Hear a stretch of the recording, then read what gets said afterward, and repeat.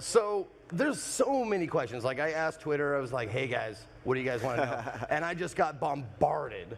And I just want to let you guys know right out of the gate, there's a lot of stuff that is going to be surprise. Okay, it's a lot of stuff that we can't touch on, but one of my favorite things in the game is the weapon system, the weapon crafting and stuff. Is there like I'm sure there's going to be that's going to be in the game, but can you tell us if there's going to be like some new stuff? Well, there'll be a lot of new weapons in the game. For sure, the weapon crafting will be a bit reworked because we changed the combat in Dying Light 2 into the way it's more tactical, the way it's more giving you more satisfaction in certain bits, certain moments. So the weapon crafting fills the gap, and it creates a lot of emergent situations that create those satisfaction moments. It will be more complicated and more complex, so I guarantee you won't be disappointed. Very cool, very cool. One of the things that I really like about, or I like about video games in general, is the difficulty. In the beginning, when I first started the first game, it was just run. Run, run, run. Can you speak to like the gameplay arc with this? Because it seems like he might start out like a badass, but am I wrong about that? I can't tell you too much about that. Okay. The thing is that Aiden Caldwell is entering the city at the beginning of the game, almost at the beginning of the game. So he's not from the very beginning in the city, and he's not infected from the very beginning. So it probably covers some of the answers. Okay. Like I said, totally fine if you can't say stuff, but I have to ask these questions. Yeah. The hard-hitting, journalistic questions. Co-op? Question mark? There will be co-op. So you can play entire campaign, entire story from the beginning till the very end with your friends. It's up to 4-player co-op like in the first game. Some of the new elements will be introduced very soon about the co-op and about the multiplayer elements of the game, but right now it's confirmation that the co-op is there. Can I ask a couple questions about when you dropped a lot of the information around this sort of the city that is living and based off of your decisions, then is it the peacekeepers they could react differently to you or what is happening or saving a citizen, et cetera. I'm curious if you can talk at all about how this new character Aiden now, and what arguably has to be an interesting thing within this world to be infected and keeping that a secret, et cetera.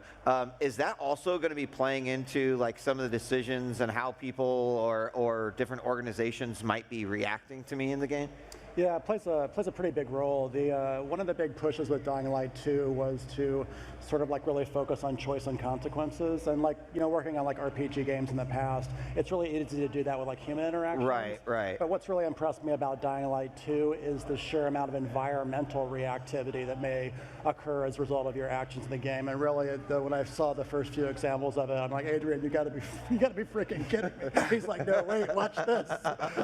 It's really empowering for a player. Yeah, I mean, that is exciting overall too, because it means that when Zeke plays and I play and we start talking about it, it's like, well, no, wait a second, that didn't happen. It's like, well, I made these decisions, and to me as a player, that is also interesting because I tend to be a good player on the side of like maybe chaotic good, but more good. And when you get put up with those even more difficult decisions and you don't know what effect that will have, like on the ripples on the world, that's super exciting. Yeah. One of the big goals is actually how the players sort of like discuss their experiences and how their gameplay has been different in each playthrough, and then share it online and talk with each other and share their experiences. That was also a big part of it. Yeah. And when you talk, like you actually mentioned each playthrough, can you talk about like the replayability factor? Yeah, you can finish the game without seeing 50% of the content even. So really? When you play again... Speedrunners, are you listening? That's a challenge. So the cool thing is like when you're playing again, you know the consequences based on your previous choices. So now you can turn left, turn right, and play it differently, and the world will look different. So it's a super exciting motivation for playing this game again, especially if this is the action game, and a lot of choices have the tremendous influence into the game world. So the scale of the consequences is super high. Sometimes it's really like like from movies, like disaster movies with 2012 or something like that. Like apocalyptic. I like this. choices. I like the sound so of if this. you play it differently, you're gonna see different things. So it's very much connected with Dying Light. Will DNA. we as players know the weight as we're making some of these decisions, or? Yeah, actually, the way the choices are framed, it's always fair to the player to let them know what the stakes are. But then Sometimes, we I guess, yeah, you know? it kind of helps. But then, we dump a crap load of pressure on the player at the moment when they make the decision. So you know what the stakes are. You've got limited time to decide, and there are pluses and minuses to each one. But we want players to be able to make those difficult decisions, and then also be see the results of those in the game world. Awesome. Yeah, but the thing is that we were working a lot on those choices to make sure that we won't lose the DNA of Dying Light 1. And it's for sure the action game. So this thinking aspect, what to pick, the A or B or C or D, it's not like in strategical game where you really need to think a lot. To think, oh, should I go left or should I go right? So it's much more like the action. So there's the time is there, like it limits you, but it's like you feel that you need to go A or B, and there's no point to go B for the player. So it's not like the strategical choice. Yeah. So we mostly focus on consequence rather than choice. Yeah. Well, I'm super happy to hear you say that, because I've played a lot of adventure games, action games, or whatever with a story, and it's always so frustrating when choices don't matter, And I'm glad to hear you say shit will change if you make these choices. I love that. Dying Light 2, shit will change. There you go. You're welcome. Trademark. Pay me now. Pay me now. Check's in the mail. Okay, cool. All right, so another really, really exciting aspect of playing the first one was the parkour. Can you tell us any innovations, updates, that kind of stuff? Yeah, we doubled the move of the parkour moves, so that's the one thing. So it's much more fluid when you're just exploring to the city. We introduced last year the. Well, I'm sorry. When you say double the move, what do you mean by that?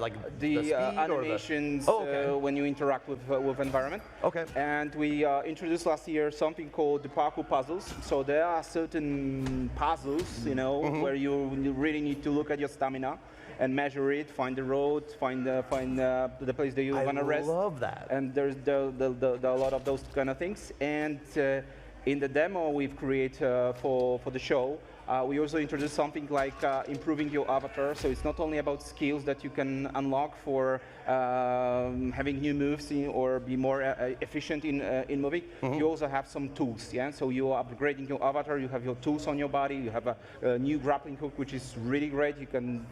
That was one of the questions. Ask him about the grappling hook. Yeah, it's not just for moving through the city. It could be used in a combat in any different cases. Yeah. Now you said something about. Bitch, I'm rocking now. You see just how I'm flossing now. For the school shit, I think I might be dropping out. Yeah, that little bit bad. I'ma go get me that cash. I'ma go get me that cash. I get that Gucci, that rap. I'ma pull up with that stick. Diamonds on me and they drip. I ain't never give a shit. I ain't never give a shit.